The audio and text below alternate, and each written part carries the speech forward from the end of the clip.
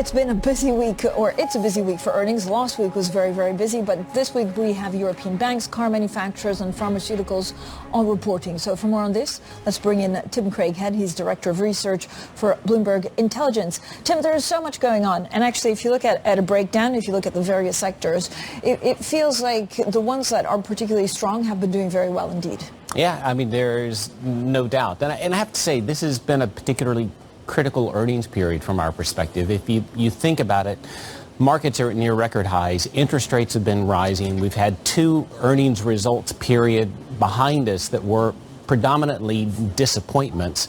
And what we've seen so far this time, with about 40% of the market having reported, is almost 50% are beating, about 35% are missing. That's exactly the opposite of what we've seen the last couple of periods.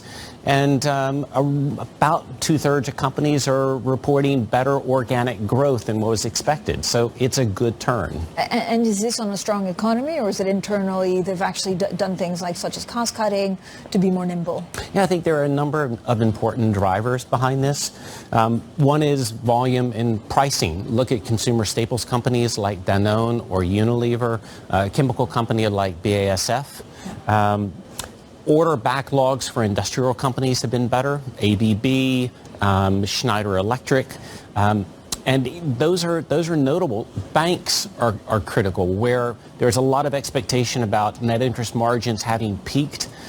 They are down year on year, but about 300 basis points better than what was feared. So it's across the board.